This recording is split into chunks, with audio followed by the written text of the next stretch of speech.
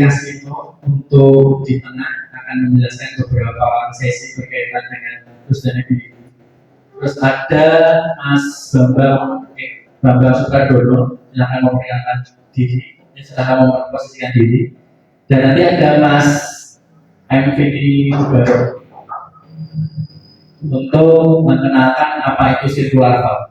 Kalau Bapak Ibu penasaran, maggot itu bentuknya kayak gimana? Di belakang ada yang bentuknya hidup dan ada yang buat kita bikin tepung.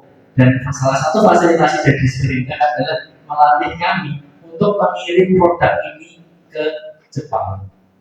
Nih bayangkan kalau ini jadi elaborasi yang sangat menguntungkan, akan tentu saja membanggakan bagi masyarakat khususnya Kabupaten Semarang. Oke, yang pertama dan termasuk juga perkembangan yang ada di Ungaran dan sekitarnya. Bapak Ibu yang saya hormati dan saya banggakan, hasilnya apa? Gitu ya. Nah, sampai saat ini kita sudah mencatat nih dari IKM yang dari Jawa Tengah yang kita bawa ke Bali, kita pertemukan dengan pihak di sana, ada restoran, ada hotel, ada tempat wisata. Ternyata di sana itu juga butuh produk-produk Jawa Tengah gitu. Jadi kita itu sebenarnya posisi kita saat ini sebenarnya yang nyari sana juga mungkin nggak cukup banyak buka media sosial. Yang untuk IKM kita di Jawa Tengah beberapa itu ada produk tetapi juga tidak tahu menjualnya kemana gitu ya. Ya mungkin dia hanya jualnya, kalau analisa kami kebanyakan tuh hanya di pasar-pasar lokal. Jadi yang untuk bisa menembus pasar yang lebih luas atau bahkan internasional itu butuh Dinas Pariwisata, ada Bapak Kepala Dinas DPR PTSP, masih ada nggak ya Pak ya? Ada rekan-rekan dari Dinas Lingkungan Hidup juga, teman-teman UMKM dan semuanya, khususnya Mas Dimas, terima kasih. Saya Coca-Cola masih mendapatkan privilege untuk bermitra sama Serabut Nusa sejak 2021. Mungkin sharing sedikit aja sih. Perkenalkan, saya Arni, saya adalah Regional Public Affairs Manager Coca-Cola Euro Pacific Partners Indonesia. Jadi kalau dulu orang kenalnya Coca-Cola Amatil ya, sejak 2021 kami dibeli oleh perusahaan Eropa, jadi namanya sudah shifting jadi Coca-Cola Euro Pacific Partners Indonesia. Untuk di Semarang pabriknya ada di Bawen, ada 8 pabrik di seluruh Indonesia. Kebetulan saya responsibel untuk daerah Jawa Tengah ke Timur, Jawa Tengah, Jawa Timur, Bali, Nusa Tenggara sampai Sulawesi gitu. Nah, semenjak kami diakuisisi oleh CCEP di 2021, kita sudah kenal dengan Mas Dimas sebelumnya dari tim saya yang namanya Mas Anang. Saat itu sama Pak, momennya adalah pandemi. Kami sebagai perusahaan yang bermitra sama UMKM ya, walaupun UMKM-nya retail, karena kan 85% UMKM retail di Indonesia itu dikuasai oleh retail tradisional, warung kelontong, grosiran, istilahnya ibu-ibu yang buka warung di depan rumahnya gitu. Nah, melihat itu kita merasa bahwa teman terdekat kita adalah pelaku usaha retail tradisional yang levelnya sudah pasti usaha mikro gitu. Di sana kita melihat dari sisi sales kita yang juga turun di saat itu, di saat pandemi ya, orang-orang juga mau buka warung ada jam-jamannya ya Mas Dimas, apalagi waktu itu saya pegang daerah Bali juga, hotel-hotel, restoran pada banyak yang tutup, gitu juga di Jawa Timur. Orang-orang yang tadinya bekerja di sektor pariwisata itu shifting jadi jualan sembako pakai mobil elf gitu ya, di belakangnya itu mungkin dia dapat dari uang PHK-nya atau uang pesangonnya, dia buka sembako di situ gitu. Salah satu tantangan yang kita pelajari adalah pada saat kita kenal sama teman-teman UMKM adalah kalau dia di retail, dia kurang memahami apa itu FIFO, first in first out. Jadi gimana sih caranya supaya barang itu tetap muter, uangnya mereka itu berjalan gitu ya. Jadi jangan sampai ada dead stock, karena kalau biasanya industri-industri pengolahan yang besar itu sistemnya beli putus bukan konsinyasi.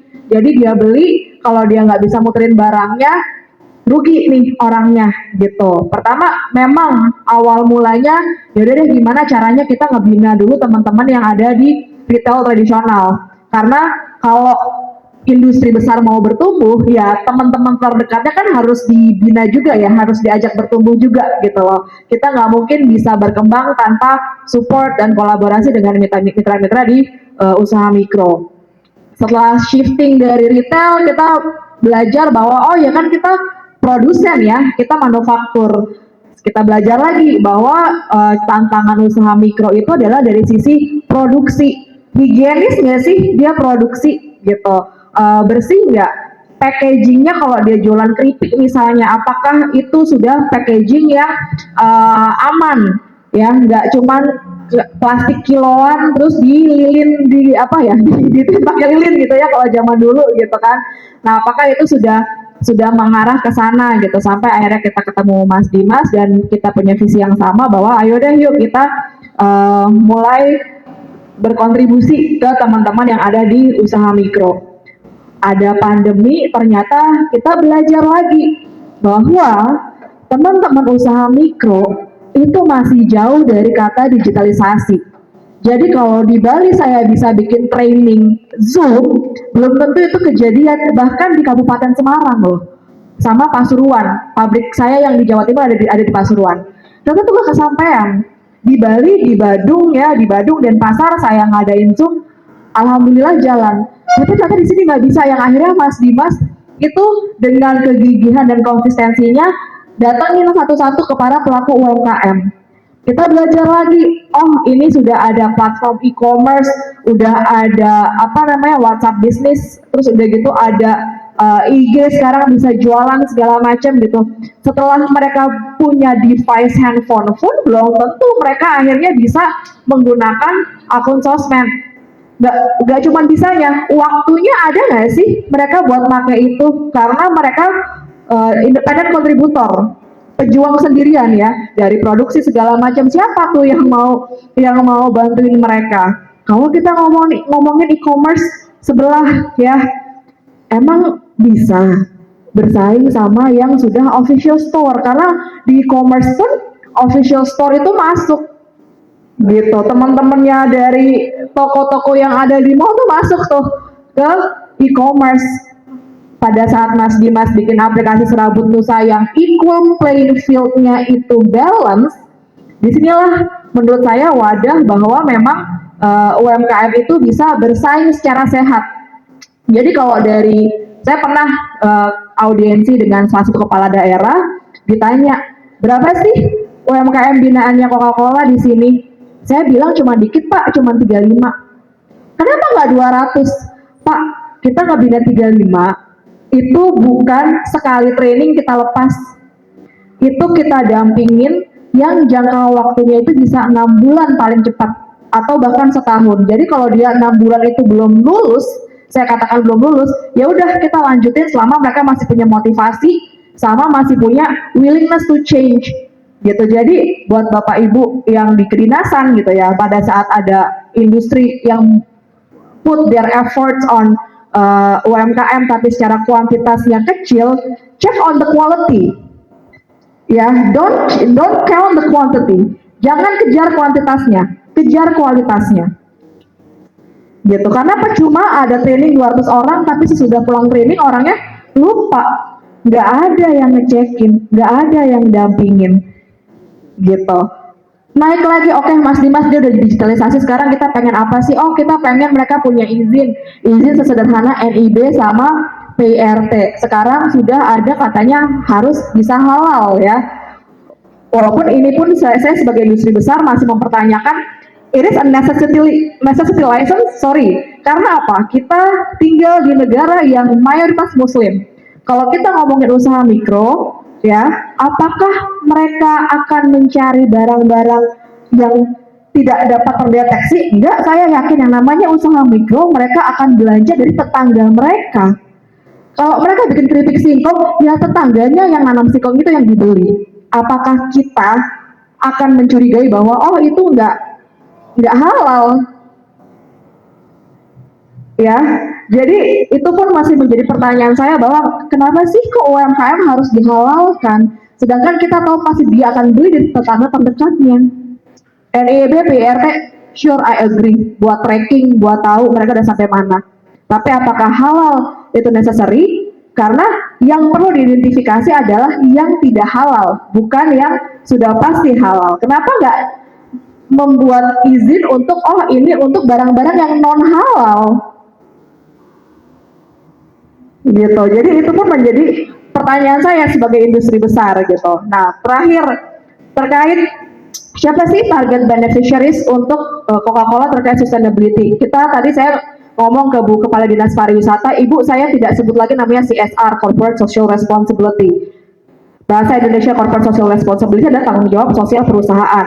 Kalau soal yang menyatakan seolah isu sosial adalah tanggung jawabnya industri, no. Kalau isu sosial adalah tanggung jawab industri, mendingan saya jadi cagup, mumpung belum ada cagup untuk Jawa Tengah, belum ada calonnya, gitu. Tapi di sini peran industri adalah sebagai supporter, partisipan untuk membantu pengembangan UMKM, dan kita memanggilnya sustainability karena apa?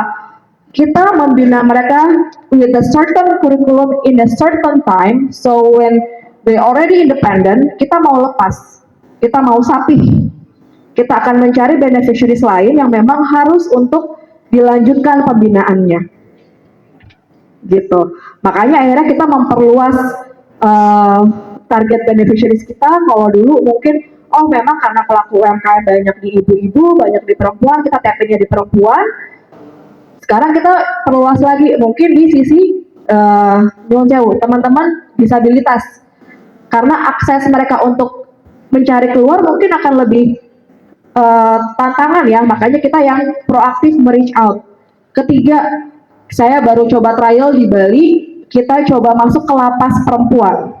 Jadi teman-teman lapas itu hidup di lingkaran setan ya. Mereka keluar dari lapas, kan udah pasti lapangan pekerjaan gak mau terima, bener gak sih? Akhirnya mereka balik lagi kemana? Ke dunia gelapnya itu. Kita coba masuk ke lapas, tantangannya apa sih teman-teman lapas ini? Pendidikan. Kita hidup di negara yang kemiskinannya terstruktural, Bapak Ibu ya. Pendidikan ini salah satu cara untuk keluar dari kemiskinan struktural. Oke, gimana caranya? Coca-Cola punya laptop kebetulan yang masih bagus, kita coba install di sana, mereka kejar paket. Karena sekarang kan semua sudah online ya, ujian kejar paket BC online, mereka kejar paket dengan harapan mereka keluar dari lapas bisa menjadi pribadi yang lebih mandiri, mungkin punya modal usaha karena di lapas ternyata juga sudah terinstall beberapa macam pelatihan, entah itu bakery, entah itu catering, entah itu salon gitu, yang akan menjadi modal mereka untuk mandiri. Kita pun mulai shifting ke sana, ke teman-teman mahasiswa, jangan sampai zaman saya kuliah kebetulan lulus sudah lama tahun 2009, saya nggak diajarin bikin CV, saya nggak diajarin interview, dan ternyata itu masih kejadian kayaknya sampai sekarang ya, masih ya, nggak diajarin CV dan interview. Terus gimana kita berharap bahwa si para bonus demografi ini terserap dunia kerja kalau bekal yang paling penting aja, paling dasar untuk mencari pekerjaan aja nggak disiapkan di perkuliahan. Oke, kita bisa apa? Provide mereka dengan training-training seperti itu. Jadi kita coba perluas lagi.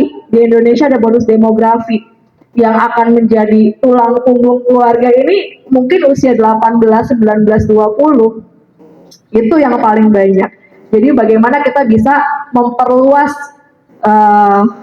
cakupannya, tetapi sebagai industri, to be frankly, sekali-sekali kita mau loh dipanggil daripada kami yang ngetokin pintu satu-satu.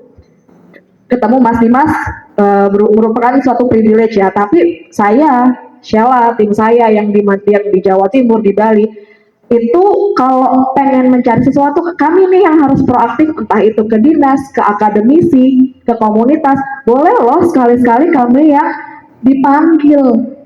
Jadi nggak kami terus yang proaktif keluar, karena kami juga butuh nih hasanah. Harusnya kan kalau in a equal playing field, saling memberi dan menerima ya, boleh dong kami juga di-invite, dilibatkan terhadap proses-proses pembinaan yang mungkin itu di luar sepengetahuan kami. Tim saya se-Jawa Tengah Jogja hanya ada satu, Mbak Sheila. Pasti dia nggak bisa mengejar semuanya yang ada di Jawa Tengah dan Jogja. Boleh kok kalau kita yang di-invite atau dikolaborasikan. Jadi itu perspektif kolaborasi dari sisi IP. Ayo kita saling punya perasaan saling ya. Kalau kita sudah reach out, kita mau dong di reach out balik gitu. Dan yuk sama-sama, sebenarnya saya tadi sebelumnya minta ke Mas Dimas sama Sheila, boleh nggak sih ada industri lain juga nih selain CCP yang nanti terlibat di sini selain Coca-Cola? Kan Pak Kabupaten Semarang industrinya besar ya Pak ya, ada Sido muncul, ada ini, itu sesuatu yang kolaborasi yang sangat terbuka bagi kami. Kami tidak ingin merasa eksklusif, karena balik lagi ini terkait partisipasi. Yuk kita menciptakan equal playing field antara industri, pemerintah, akademisi, gitu juga komunitas. Gitu. Terima kasih Mas Dimas. Oke, terima kasih Mbak Arni. Dari sudut pandang corporate besar itu seperti apa? Tadi sudah beberapa kali di-highlight Mbak Arni bahwa perannya adalah sebagai supporter gitu, tapi nggak bisa jadi pemangku kepentingannya. Karena kalau jadi pemangku kepentingan semuanya dilimpahkan ke corporate itu, saya rasa nggak berdampak lebih besar gitu Mbak. Terus cakupan dan lebih kepada kualitas daripada pada kuantitas pemberdayaan itu juga menjadi highlight. Karena selama ini kita itu bahkan tidak ada hitung-hitungan. Kalau misalnya kita ngomong melakukan pelatihan, terus setelah itu efek dari pelatihan itu apa? Itu bahkan mungkin nggak banyak di highlight, Mbak. Yang penting adalah sebanyak-banyaknya memberikan pelatihan itu. Padahal sebenarnya tolak ukurnya apa? Apakah kolaborasinya bagus? Apakah dampaknya bagus? Terus kalau UMKM nanya, apakah setelah nanti saya dikasih pelatihan digital marketing omset saya naik? Nah kalau nggak naik, kita nggak bisa tanggung jawab apa-apa gitu. Nah jadi kolaborasi yang kami kerjakan dengan Coca-Cola meng-highlight itu bahwa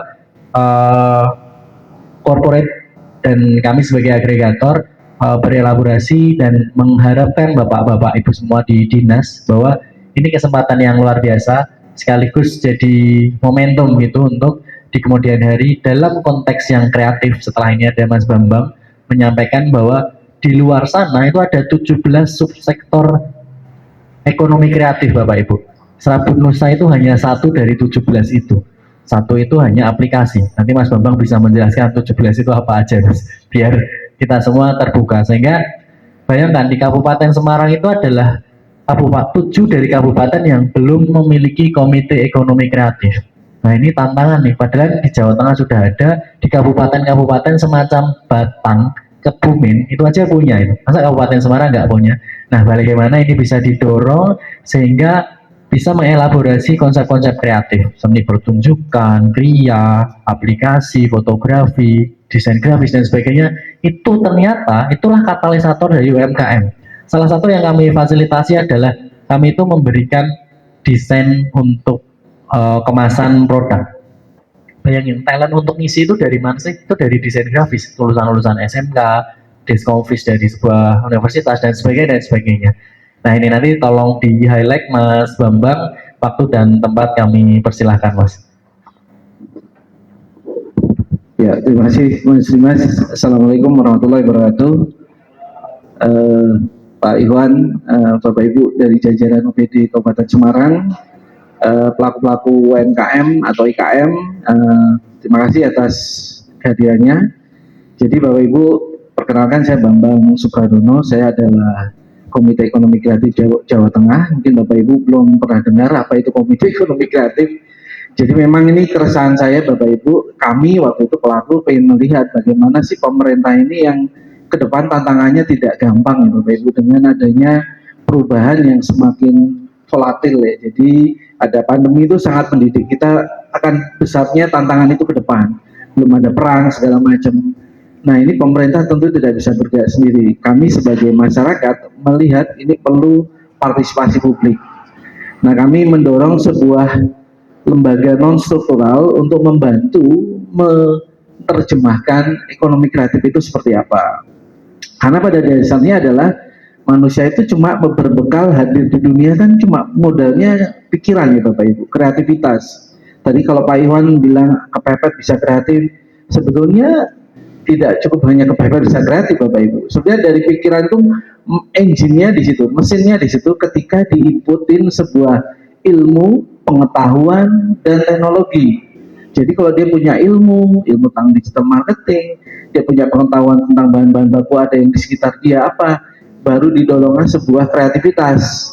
Jadi ekonomi kreatif begitu Bapak Ibu, kerjanya otaknya difungsikan dulu dengan diinput ilmu pengetahuan dan teknologi, karena sekarang ada basis teknologi. Kemudian dia melakukan kreativitas, imajinasi. Dari situlah muncul produk-produk yang mempunyai nilai tambah. Kata kuncinya nilai tambah Bapak Ibu. Jadi kalau tadi disebut Mas ada tape itu jadi gemblong, maaf. Kemudian itu kan dari singkong, bahan baku singkong sekilo berapa, tape sekilo pasti harganya beda dengan bahan baku. Nah ini itu kuntinya Bapak Ibu, itu butuh ilmu pengetahuan di situ. Nah terus keluarannya dari kreativitas itu ada 17 subsektor Bapak Ibu. Mungkin yang paling banyak kita kenal adalah kuliner, kriya, fashion ya. Itu hampir kebutuhan pokok ya Bapak Ibu. Nah tapi ada subsektor lain, ada yang namanya kita punya seni, yaitu seni pertunjukan, ada seni rupa, ada desain komunikasi visual, kemudian ada arsitektur, ada aplikasi, ada game. Bahkan game itu industrinya kalau di dunia itu sekelas industri rokok Bapak Ibu. Tapi kita belum bisa memanfaatkan itu karena talentanya kurang. Nah, saya kebetulan memang bidang saya di bidang IT, di aplikasi, sampai saya membangun ekosistem sendiri di bisnis saya. Saya buat koperasi, saya buat perkumpulan, saya buat yayasan, saya buat PT untuk menghidupkan ekosistem bagaimana saya menjalankan bisnis. Nah terkait itu kita dorong kolaborasi. Pengalaman itu saya pengen mendorong pemerintah ini harus sudah tidak eranya government tapi governance ya Bapak Ibu.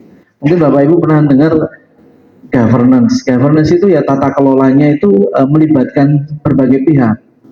Karena pekerjaannya cukup luas dengan tantangan yang begitu luas dengan adanya bonus demografi segala macam. Nah itu butuh partisipasi berbagai pihak. Nah kebetulan waktu saya melihat di Kabupaten Semarang, saya sekarang Kabupaten Semarang sudah punya Perda nomor 9 tahun 2023. Mungkin Bapak Ibu yang di sini jadi waktu itu saya datang ke Komisi B di DPRD, saya dorong inisiatif untuk mendorong peraturan daerah tentang ekonomi kreatif ini karena menyangkut setiap individu yang lahir itu punya sumber daya pikiran. Nah, ini kok harus diwadahi dalam satu kerangka regulasi. Nah, kerangka regulasinya adalah peraturan daerah karena ini beda ya Bapak Ibu. Struktur pemerintahan kita tuh beda. Ada pemerintah pusat, ada pemerintah provinsi dan ada pemerintah daerah. Nah, pemerintah daerah itu dengan Undang-Undang 23 pemerintah daerah sudah dibedakan cara kerjanya. Kalau di pemerintah daerah ada desentralisasi atau otonomi daerah, dan itu belanjanya tadi ketika tadi Mas Dimas, mohon Pak saya difasilitasi, Mas Dimas harus lihat dulu struktur belanjanya seperti apa, dan di situ ada kode-kode mata anggaran yang tidak sangat rigid kalau di pemerintah daerah. Anggarannya terbatas, ini yang mendorong saya, kebetulan saya sekarang sedang studi S3 untuk kebijakan publik. Saya dari background IT ke sana karena ini pengalaman saya bagaimana saya harus mengadvokasi pemerintah dan melibatkan masyarakat ya tadi dengan kolaborasi hexahelix atau multi pihak. Nah, di situ ada pemerintah, ada akademisi, ada bisnis kayak Mas Dimas itu termasuk agregat atau bisnis. Kemudian ada komunitas yang dibina oleh Mas Dimas, Bu Armi, maaf, Bu Armi ini juga termasuk bisnis punya. Tapi saya setuju memang ini memang istilah teknologi corporate social responsibility itu ya memang harapannya semuanya punya tanggung jawab.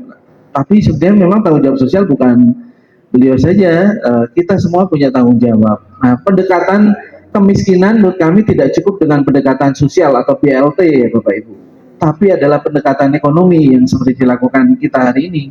Karena untuk memberdayakan itu kata kuncinya.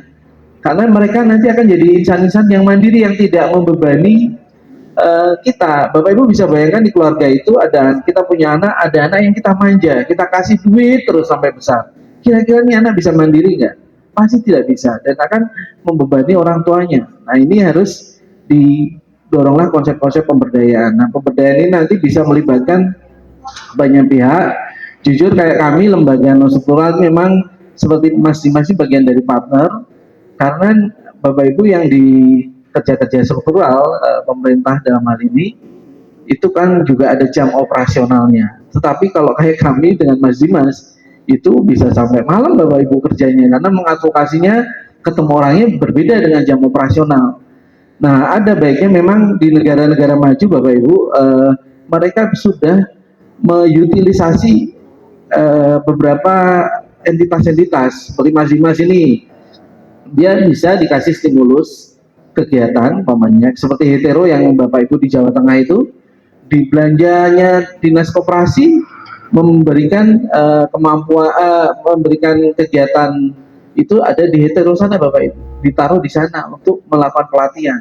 Bapak Ibu juga boleh melibatkan ini, diberdayakan, karena Mas Dimas punya kepentingan dalam hal ini. Beda kalau Bapak Ibu hanya sekedar membelanjakan, hanya output. Nah, tadi yang kita diskusikan dengan Mbak Ibu Armi juga, bagaimana itu terdeliver. Pak Presiden kan selalu ngomong bagaimana program-program itu terdeliver.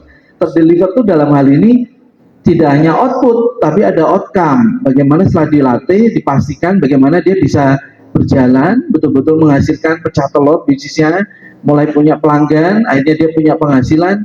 Nah, itu yang namanya terdeliver Bapak Ibu. Tidak cukup dengan hanya pelatihan. Dan memang pendekatannya tidak hanya pelatihan saja, tapi juga harus ada pendampingan. Makanya betul kualitas juga menjadi penting, tetapi juga karena kita bekerja dengan jumlah penduduk ya Bapak Ibu, nanti kita dorong, makanya sebetulnya Bapak Ibu di negara manapun itu, ini kalau mau Bapak Ibu harus jujur ya, kita melihat bagaimana founding fathers kita merumuskan perekonomian kerakyatan itu bukan mikro ya Bapak Ibu, atau UMKM lah yang paling banyak kita. Tetapi bagaimana skalanya itu punya kemampuan elit gitu loh. Jadi kalau di undang-undang kita jelas ekonomi kerakyatan itu ya koperasi titik gitu. Tapi kita kan nggak ngelihat koperasi itu bekerjanya seperti apa ya Bapak Ibu. Saya kasih gambaran bagaimana koperasi itu bekerja. Kalau yang bagus itu ada di New Zealand.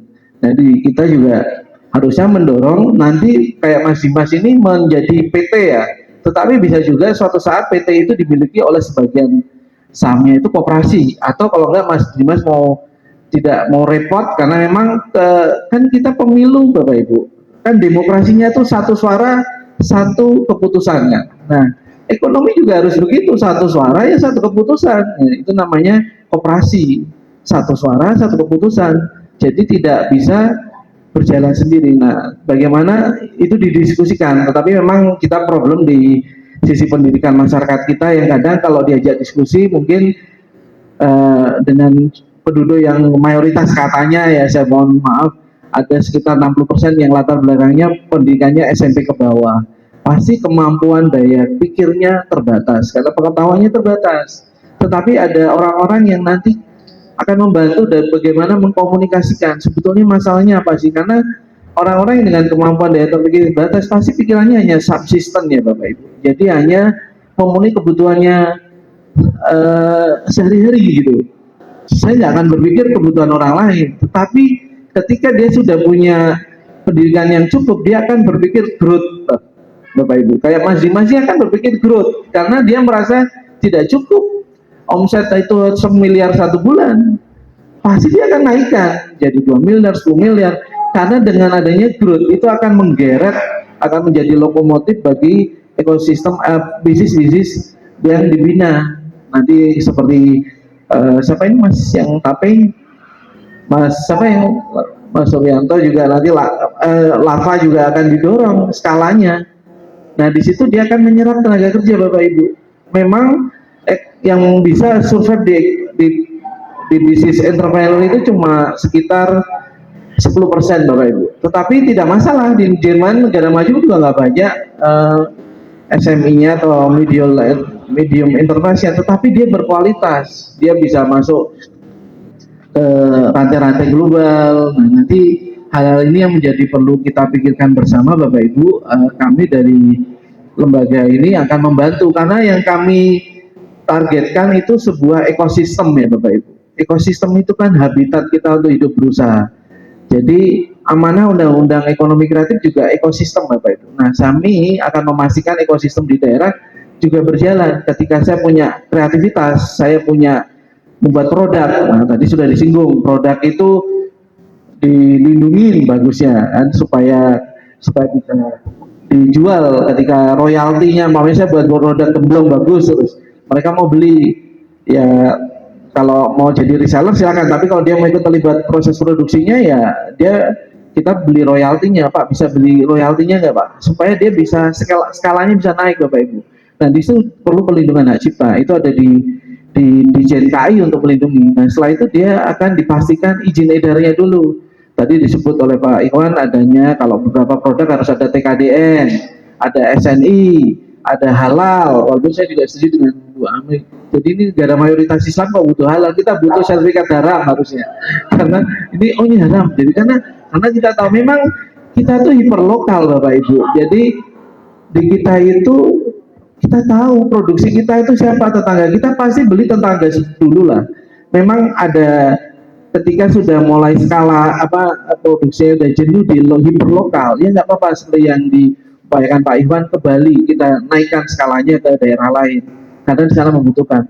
Tetapi kalau lokalnya aja kita jujur aja Bapak Ibu, kita pastikan ya pertanian kita di Jawa Tengah itu sudah dibanjiri produk-produk dari Jawa Barat dan Jawa Timur, karena tadi harusnya Dinas Pertanian memastikan produk Jawa Tengahnya terserap dulu di lokal. Jangan ya kayak kita nanti nikel, pengekspor nikel, tetapi yang ekspor batu baterainya paling banyak bukan Indonesia. Kita hanya bahan mentah yang tidak punya nilai tambah. Nah, itu memang untuk bisa ngubah menjadi nilai tambah itu butuh kreativitas dan itu butuh ilmu pengetahuan yang tinggi Bapak Ibu. Ya, ini yang memang jadi PR kita. Nanti kami bersama-sama pemerintah, hari ini habis ini saya juga ketemu Pak Asisten mau mendiskusikan tentang sebuah inisiatif kolaborasi. Nah, nanti rencananya kita rumuskan dalam suatu rencana aksi. Tadi izin edarnya ada dinas, kalau untuk izinitas ada di Dinas Kesehatan, ada PIRT, ada SLHS, kemudian untuk standar industrinya ada di Dinas Perindustrian. Dinas Koperasi UMKM itu hanya menaikkan bagaimana strategi naikkan skala omsetnya. Harusnya pelatihannya tanyain omset kamu berapa, 5 juta. Nih habis skala ini kamu harus naik 10 juta loh.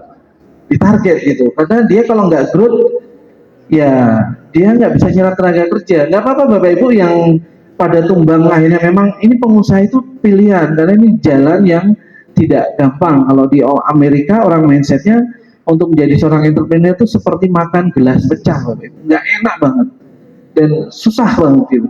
Tetapi begitu dia bersukses, dia bisa menarik gerbong yang sebegitu banyak. Nah, harus dipilah-pilah nih orang yang komitmen berusaha supaya belanja pemerintah itu juga tepat sasaran. Ini orang yang komit pasti dia akan memberikan terdeliver tadi, membuka lapangan pekerjaan yang besar. Kalau enggak, ya sudah dilatih dari kemarin, waduh Pak susah Pak, terus nggak jalan. Iya Pak, saya kerja, duit kita hilang Bapak Ibu. Padahal ini duit pajak ya Bapak Ibu. Harusnya kembalinya ke pajak lagi. Harusnya ini jadi taxpayer juga mereka, orang-orang yang membayar pajak nantinya. Mas juga harus mulai bayar pajak. Kalau sudah gitu, karena ini duit harus muter. Kalau enggak negara ini akan selalu berhutang Bapak Ibu. Karena duitnya nggak jadi, tax ratio-nya nggak jadi gitu loh.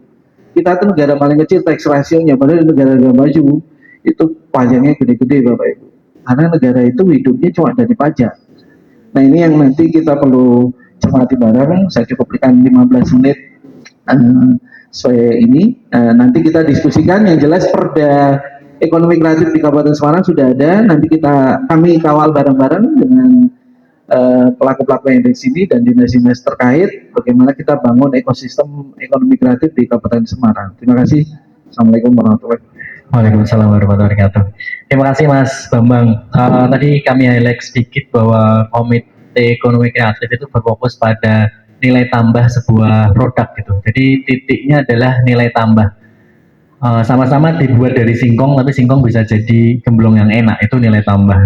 Mas Vicky akan memperkenalkan apa itu Circularva. Sedikit bocoran, Circularva itu adalah sebuah platform nantinya sebagai organic waste management. Tapi ini cikal bakalnya adalah dari startup bernama BSF Klaten.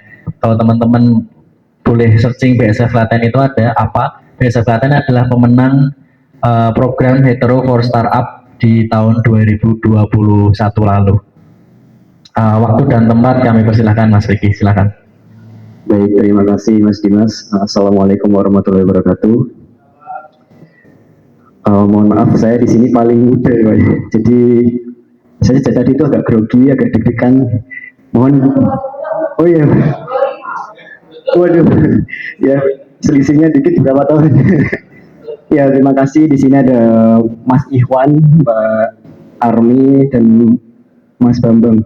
Mungkin kalau di sini saya ingin mempersonifikasi setua-tuanya kita itu harus tetap muda gitu, termasuk semangatnya dan mental kita. Jadi di sini ada Bapak Iwan dari industri agro disperindak. Terima kasih Pak.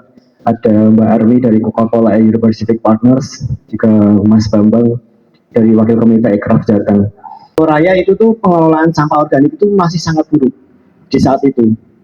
Dan akhirnya menimbulkan bau metana, dan karena saat itu COVID, tidak banyak orang itu mau menyentuh sampah, hanya dibuang saja, terus kayak enggak itu nanti ada kontaminasi dan lain-lain gitu. Ya di saat itu kami belajar, kami bersama teman-teman di Klaten saat itu kami ngambilin sampah, sisa makanan tadi, juga buah-buahan, sayur, terus kami bilang di situ kami selalu mengajak kerjasama tukang kebersihan di setiap pasar untuk memilah sampahnya bersama dengan pedagang. Karena masalah yang paling besar itu kalau di sampah itu tidak sekedar tentang pengolahan akhir. Nah sampai hari ini masih berbicara soal pengelolaan akhirnya. Makanya ada TPS pembangkit listrik tenaga sampah itu tuh menyelesaikan masalah hilir, tetapi tidak banyak yang mau menyelesaikan masalah hulu. Nah saat itu kami punya impian atau ide bersama teman-teman. Dan tahun 2020 itu kami memulai, di tahun 2020 itu juga kami pernah jatuh gitu Pak. Jadi kami mengalami menjelaskan ke masyarakat itu sangat sulit. Kamu ngapain dari pasar ngambil sampah pulang, itu dibuang, kenapa kamu bawa pulang? Dan kami dipandang sebelah mata karena kami itu belajar tentang mikrobiologi, bagaimana sampah itu diolah. Nah dari situ kami mengalami berbagai proses yang menjelaskan masyarakat itu sangat sulit. Nah kami mencoba satu persatu dan akhirnya kami bertemu dengan orang-orang yang saat itu tuh kehilangan pekerjaan karena COVID. Lalu mereka bertemu dengan kami, apa yang bisa kita lakukan untuk bahasa kami, teman-teman ini tuh tetap bisa berdaya walaupun kondisi kehidupan sedang lumpuh-lumpuhnya gitu. Wah sulit ya begitu. Tapi nggak mungkin lah Tuhan masih sesuatu cobaan tanpa ada jawabannya begitu untuk kembali tumbuh. Nah saat itu kami bertemu dengan teman-teman di Solo Raya, malah mereka yang awalnya ini siapa tuh dan lain-lain itu tuh bertanya dengan kita jelaskan, kita pakai maggot kayak gitu. Nah ini perlu waktu ya menjelaskan maggot. Bapak Ibu sudah ada yang pernah mendengar, mungkin dari Dinas Lingkungan Hidup sudah sangat mendalami begitu ya soal maggot. Nah maggot ini dia bisa mengkonversi sampah sangat cepat. Yang awalnya hanya kalau composting itu tuh bisa 3 bulan, 2 bulan, dan pemanfaatannya itu hanya ke pupuk. Nah dengan maggot itu pemanfaatannya bisa sampai ke perikanan, pertanian, sampai ke peternakan. Saat itu kami bertemu dengan masyarakat yang kehilangan pekerjaan, lalu mereka belajar begitu dengan kami dampingi begitu bahasanya untuk mengelola sampah itu tadi. Kami membuat itu di Klaten saat itu sampai tahun 2021. Kami merasa ini perlu dimaksimalisasi impact-nya, tidak hanya sekedar di Klaten tapi juga bisa di seluruh wilayah, khususnya Jawa Tengah dan DIY saat itu. Cuman COVID sangat memberatkan kami tidak bisa jauh-jauh pergi. Lalu kami mencoba ikut Hetero Forestara pertama kali Pak. Dan di sini ada Mas Ahmad di saat itu presentasi dengan Pak Ganjar di depan situ, jadi final gitu Pak, dan kami dapat juara 2 saat itu. Dapat juara 2 dan di saat itu pula ada hibah yang akhirnya bisa masuk ke kita, walaupun tidak terlalu banyak dalam konsep pemberdayaan ke mereka, tapi kami membuat bagaimana masyarakat itu bisa terberdayakan, walaupun ngolahnya sampah, mereka bisa kita coaching, kita fasilitating, bahkan sampai kita bisa membantu mereka untuk membuat usaha itu bisa terus tumbuh, walaupun selalu ada pandangan soal pengelolaan sampah itu tidak begitu profitable gitu. Padahal sangat profitable, karena sampah dibuang tidak ada yang mengelola dan akhirnya di situ muncul nilai. Nah, dari situlah kami mencoba saat ini, tadi Mas Dimas menyampaikan, kami bertemu dengan Mas Dimas di acara Ekspor Coaching Program dari Dinas Perindustrian dan Perdagangan Provinsi, dan saat itu produk dari hasil pemberdayaan tadi, jadi kami itu melatih, lalu kita coaching mereka, kita dampingi, kita asistensi, kita bahkan membantu mereka untuk mensupport suplai sampah organik gitu. Jadi kami ini kerjasama dengan perusahaan, kami masih terus untuk mencoba terbuka untuk perusahaan-perusahaan yang punya limbah food waste begitu, akan kami kelola dan akan kami distribusikan ke, bahasa kami adalah mereka yang sedang berusaha untuk mengolah sampah tadi, karena mereka butuh sekali sampah tadi. Nah, dan kami membantu mereka untuk bagaimana larva tadi itu bisa terbeli. Kami bisa dalam 2020 sampai 2023 kemarin itu hampir 1 miliar lebih uang itu bisa tersalurkan ke masyarakat dari sampah yang terbuang. Jadi kalau kami ini pemerintah 1 miliar itu mungkin sedikit, tetapi kami ini anak kuliahan belum lulus, tapi kita mencoba untuk memberdayakan masyarakat. Nah, hal inilah yang kami mencoba untuk amplifikasi menjadi lebih besar. Ketika bertemu Mas Dimas, ayo kita kembangkan di Kabupaten Semarang. Kami pernah melakukan asistensi sampai yang namanya facilitating di daerah Pabelan, di ujung-ujung. Itu daerah yang cukup naik turun dan kami juga melihat luar biasa ini perjalanan ke situ. Kami asistensi, bahkan kami mengelola sampah food waste dari rest area terbaik lah se-Indonesia, rest area Salatiga. Jadi saat itu setiap 1 bulan 2 sampai 3 kali kami itu tukang kebersihan di situ itu memilah sampahnya, lalu 1 ember itu kita beli nilai jasa begitu untuk pengambilan dan pemilahan itu, lalu kita distribusikan ke mitra-mitra kami. Nah, proses inilah yang kita coba untuk, ini nggak bisa cuma dilakukan dalam lingkup yang kecil.